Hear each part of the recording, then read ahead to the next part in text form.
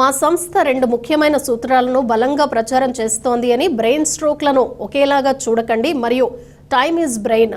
మా లక్ష్యం ఏంటంటే మెజారిటీ స్ట్రోక్ కేసులలో సమీపంలోని స్ట్రోక్ రెడీ హాస్పిటల్స్లో అత్యవసర టెస్టులు మరియు చికిత్స జరగాలి. చికిత్స మరియు సాంకేతికతలో పురోగతి ఉన్నప్పటికీ సమాజంలో ఒక సాధారణ అపోహ కొనసాగుతోంది. బ్రెయిన్ స్ట్రోక్ అనేది శాశ్వత నష్టాన్ని కలిగిస్తుంది. అయినప్పటికీ ఒక సాధారణ సిటీ స్కాన్ ద్వారా హిమరాజిక్ మరియు ఇస్కెమిక్ స్ట్రోక్లను స్పష్టంగా వేరు చేయవచ్చు. ఈ వేరు చేయటం చాలా కీలకం, ఎందుకంటే ఈ రెండు రకాల స్ట్రోక్లకు చికిత్సా విధానాలు భిన్నంగా ఉంటాయి.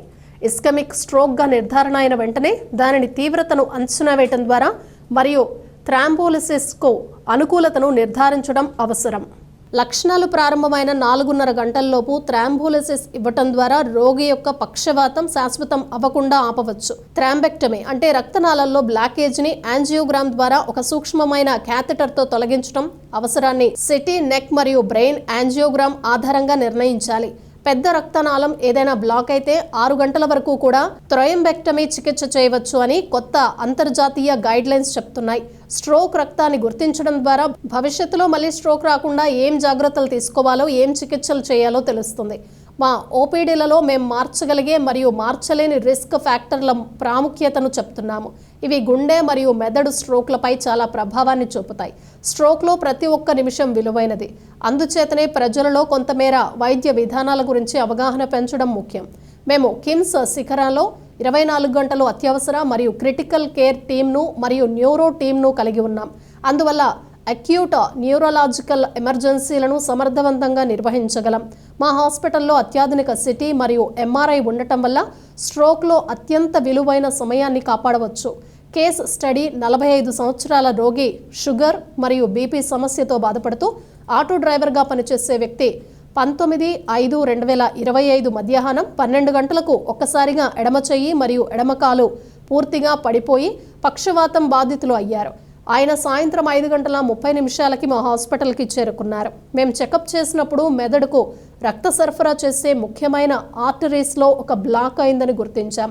మా neuro sciences team doctor Pradeep Reddy, neurology doctor Lakshman, neuro surgery doctor Vivek Lanka, neuro interventional radiology వెంటనే రోగిని స్టెబిలైజ్ చేసి మెకానికల్ థ్రాంబెక్టమీ అనే చికిత్సను చేశారు.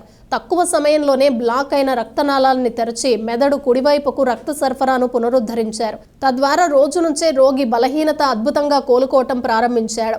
తను 2 చేతులు 2 కాళ్ళు కదిలించడం మొదలుపెట్టాడు.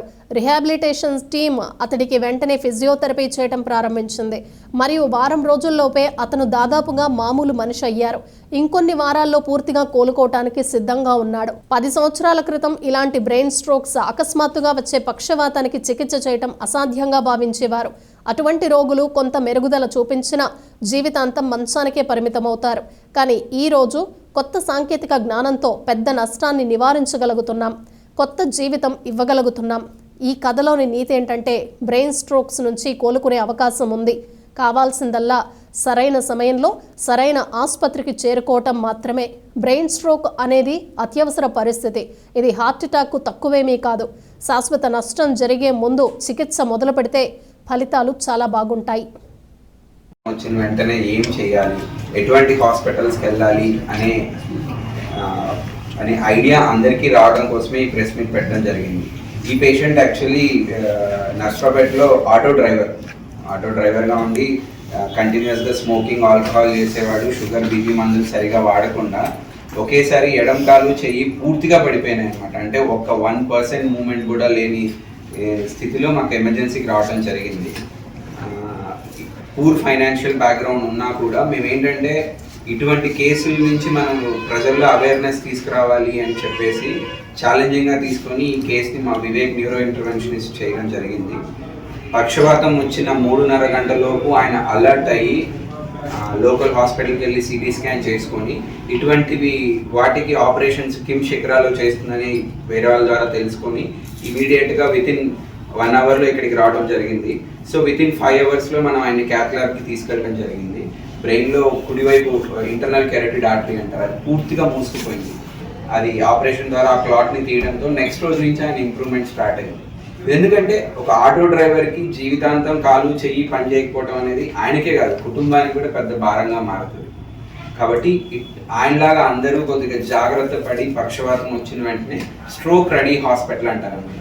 స్ట్రోక్ రెడీ హాస్పిటల్ అంటే ఏ హాస్పిటల్లో అయితే న్యూరో టీమ్ అంటే న్యూరాలజిస్ట్ కానీ, న్యూరో సర్జన్ కానీ, న్యూరో ఇంటర్వెన్షనిస్ట్ కానీ, సిటీ స్కాన్ కానీ, ఎంఆర్ఐ కానీ రౌండ్ ది క్లాక్ అవైలబిలిటీలో ఉంటుందో అటువంటి హాస్పిటల్కి రీచ్ అయితే మీ ఆరోగ్యము, మీ బ్రెయిన్ సేఫ్గా ఉంటాయి.